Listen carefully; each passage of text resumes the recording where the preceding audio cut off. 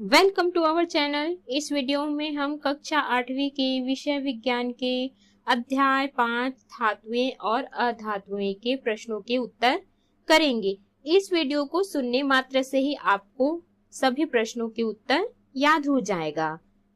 तो अगर आपने हमारे चैनल को अभी तक सब्सक्राइब नहीं किया है तो जल्दी से सब्सक्राइब कर लीजिए और इस वीडियो को लाइक कर अपने फ्रेंड्स को जरूर शेयर करें।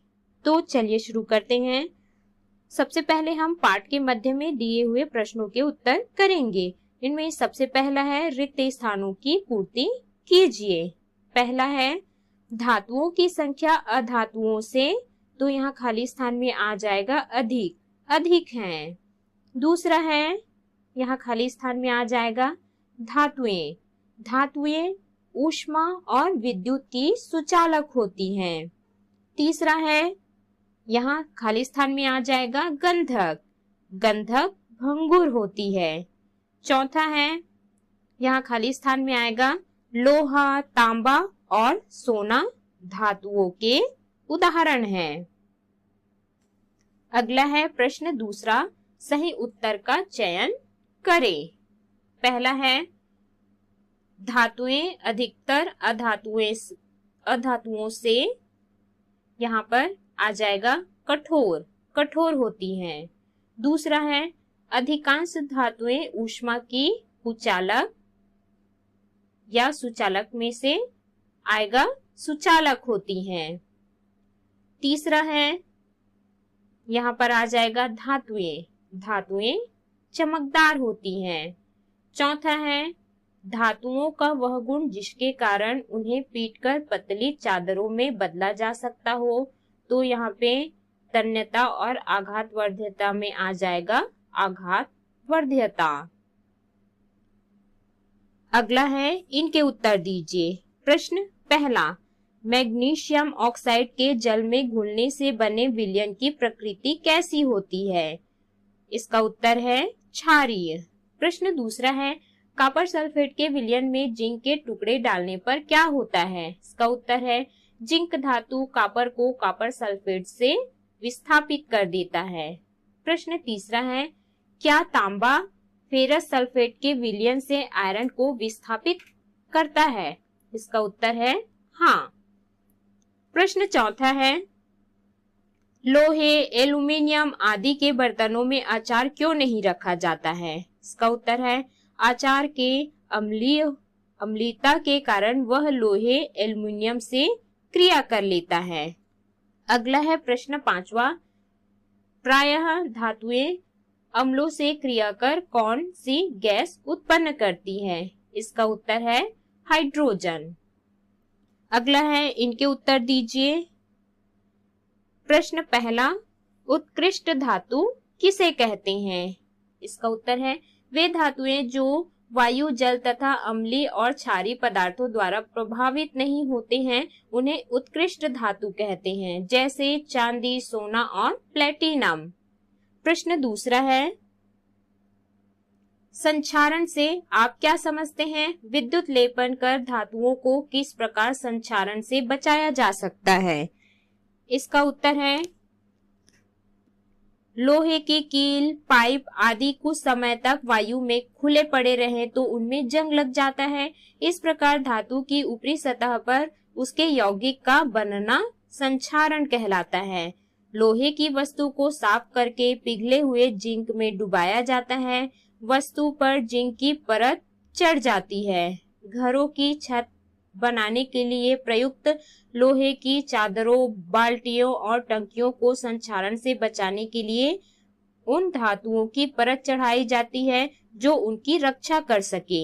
यह कार्य विद्युत लेपन विधि द्वारा किया जाता है।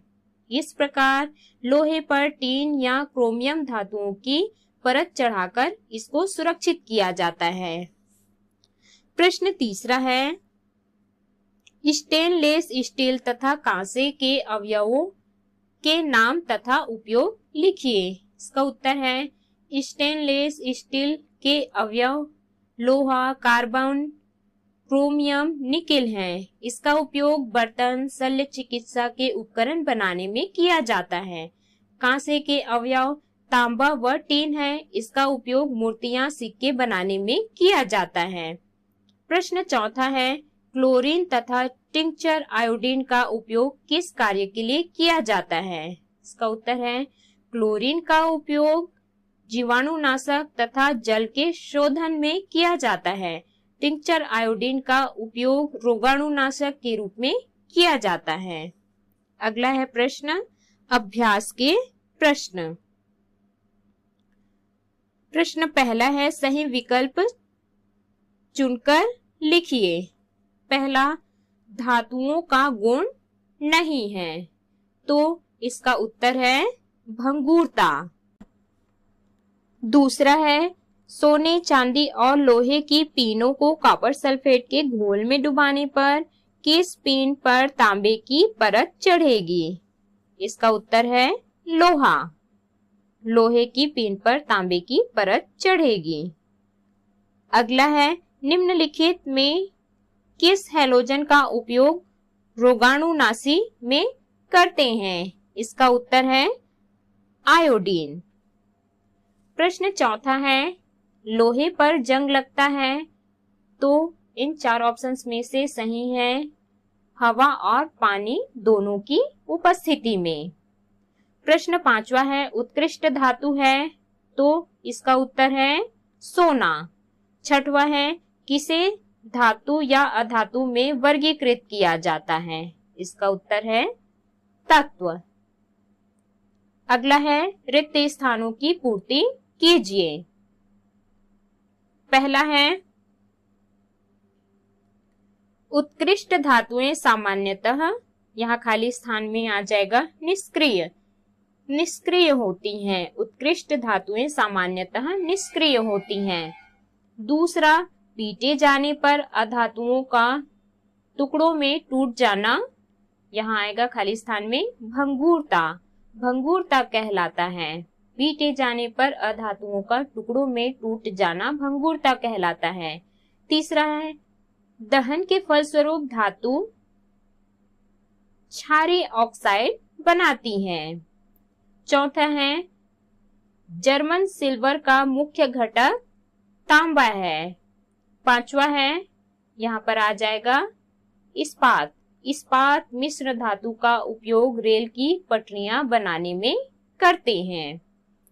अगला है प्रश्न तीसरा, उचित संबंध जोड़िए।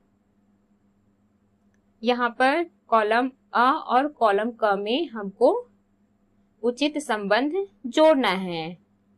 तो सबसे पहला है ड्यूरेलिलुमिन।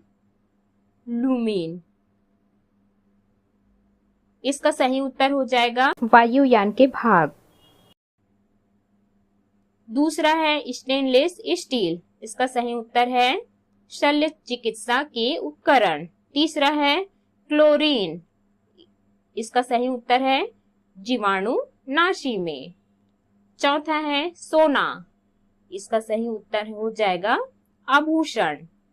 अगला है प्रश्न चौथा, निम्नलिखित कथन सही है या गलत पहचान कर गलत कथन को सही कीजिए।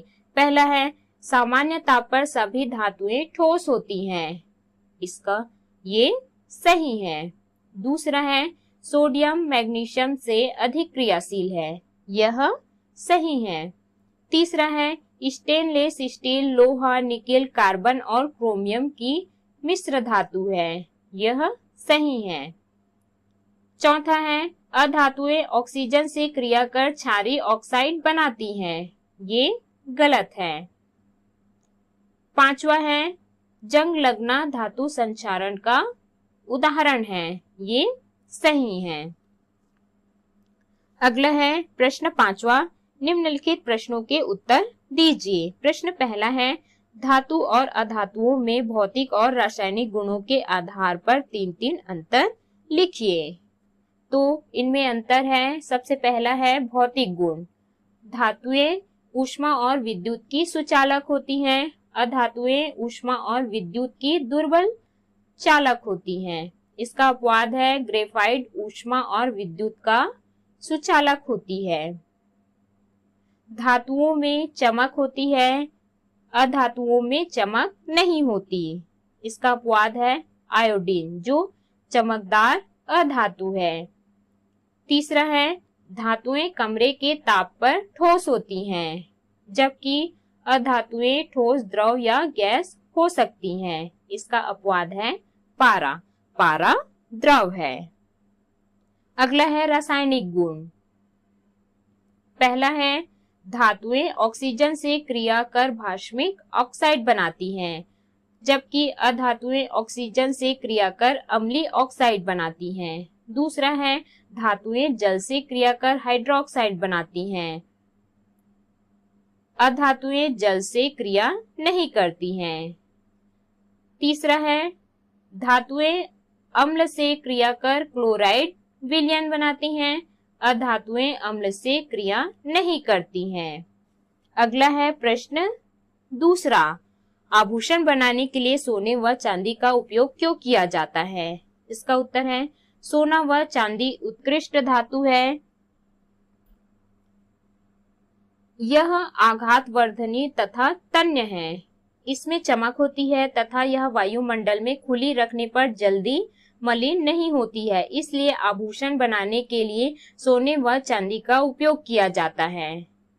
प्रश्न तीसरा है रासायनिक क्रियाशीलता श्रेणी से आप क्या समझते हैं? इसका उत्तर है धातु जितनी क्रियाशील होगी वह उतनी ही तीव्रता से पानी और वायु से क्रिया करती है। सोडियम इतना अधिक क्रियाशील है कि इसे पानी तथा वायु की क्रिया से बचाने के लिए मिट्टी के तेल में रखा जाता है, जबकि दूसरे छोर पर सोना है जो लगभग निष्क्रिय है, जिसके आधार पर क्रियाशीलता की श्रेणी निम्न बनती है।